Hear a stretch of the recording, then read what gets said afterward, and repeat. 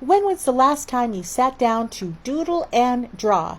For me, it had been a minute. Thankfully, Crayola sent me 3 packages of their awesome markers, and I'm going to show you how I made these really bright and happy bookmarks.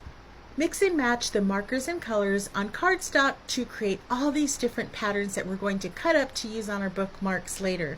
Create close-knit designs and have an array of colors. They'll come in handy.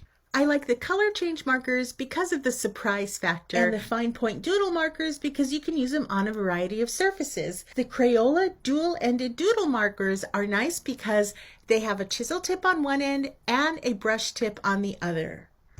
And being a left-hander, I'm so happy that these are quick dry markers.